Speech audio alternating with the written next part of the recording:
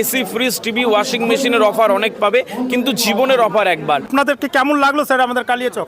আমরা আমাদের মাঝে পেয়েছি আমাদের বঙ্গীয় সমাজের শ্রেষ্ঠতম সন্তানদের মধ্যে অন্যতম ব্যক্তিত্ব। কি ধরনের পরামর্শ পাবো এই মুহূর্তের সেই বিগ ব্রেকিং নিউজ।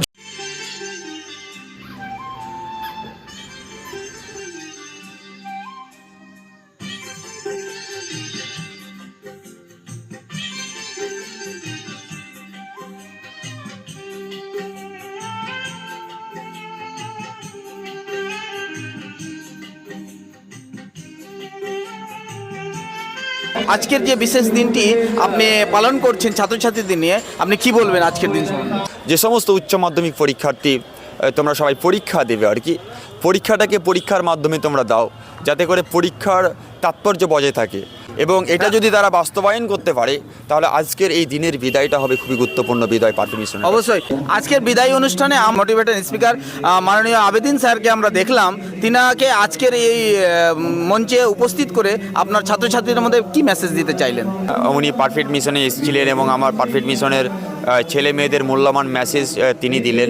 যে সমস্ত ছাত্রছাত্রী এই বিগত মাধ্যমিক ক্রস করে এই ফ্যাকাল্টিতে অ্যাডমিশন নিতে চাইবে তাদের জন্য কি মেসেজ থাকবে? তারা আগামী 22শে ফেব্রুয়ারি 2025 তারা পারফেক্ট মিশনের অ্যাডমিশন টেস্ট পরীক্ষায় যোগদান করবে। মোহাম্মদ আফতাবউদ্দিন শেখ, নিট 2024-এ 720-এর মধ্যে 710 পেয়েছি। যদি পশ্চিমবঙ্গের ভিত্তিতে দেখি তো 20 বা 25,000 স্টুডেন্ট তারা কিন্তু আমার থেকে এগিয়ে ছিল। সারা ভারতবর্ষে যদি এই অঙ্কটা আমি দেখতে যাই তো তার মধ্যে প্রায় 5 থেকে 6 লক্ষ স্টুডেন্ট আমার থেকে এইচএসের ভিত্তিতে নাম্বারটা বেশি পেয়েছিল। কিন্তু জার্নি শেষে যখন নিট পরীক্ষার রেজাল্ট হলো, আমার সেই র্যাঙ্কটা হলো 238 এবং ইন্ডিয়ার one of the best college ভিএমসিতে আমি পড়ার সুযোগ পেয়েছি। দুলাল আহমেদ, আমি পারফেক্ট মিশনেরই প্রাক্তন একজন ছাত্র। বর্তমানে আইআইটি মাদ্রাসে কোয়ালিফাই করেছি। আমি বিএস ডিগ্রি করছি ডেটা সায়েন্স আর অ্যাপ্লিকেশনসে। পারফেক্ট মিশন থেকে পড়াশোনা করার পরই তারা যে সফলতম জায়গায় পৌঁছে তারই বর্ণনা আজকে আমরা তাদের মুখ থেকে শুনে নিলাম। পারফেক্ট মিশন থেকে এডুকেটেড হওয়ার পর একান্ত ইচ্ছা, আমার মা বাবার ইচ্ছা যে আমি আইএএস অফিসার হই। আমি যেভাবে মানুষ হব, আমার যেটা যেটুকু শিখবো সেটুকু যেন অপরকে আমি ভালোভাবে আলোকিত করতে পারি। গতবারে আমরা দেখেছিলাম মাধ্যমিক পরীক্ষায় নকলের ছড়াছড়ি। এই যে ভালো ভালো ছাত্রছাত্রী তারা আবার নকল করছে, কি মনে করছে না? এটা ওদের দোষ নয়, ওরা ছোট থেকে কাউকে দেখেছে যে কেউ নকল করছে, আবার কাউকে দেখছে বড়দের নকল করছে, ক্লাস 7-এ যে পড়ে সে 8কে দেখছে নকল করছে। বিষয় হচ্ছে যে ওরা দেখে দেখে শিখে যাচ্ছে যে বোধহয় নকল করতে হয়। যদি টিচাররা এইটুকু দায়িত্ব নিয়ে আমার মনে হয় 100%-এর মধ্যে 90% নকল করা ছেড়ে দেবে, আর বাকি 10% ওদের দেখে বাকিটা ছেড়ে দেবে। বাচ্চাদেরকে ভালো করে প্রিপেয়ার করতে গেলে কি অ্যাডভাইস দিবেন স্যার?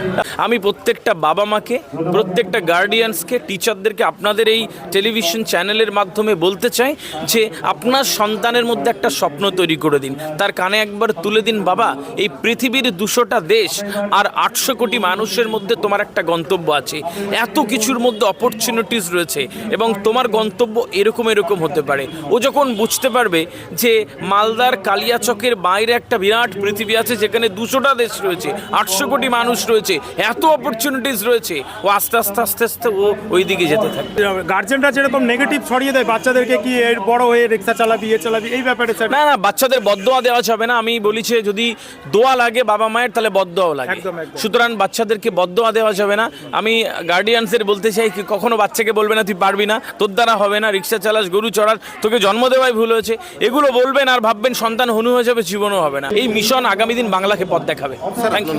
আমার নাম আবেদিন আদি, মোটিভেশনাল স্পিকার বারাসত থেকে। থ্যাংক ইউ, ধন্যবাদ স্যার।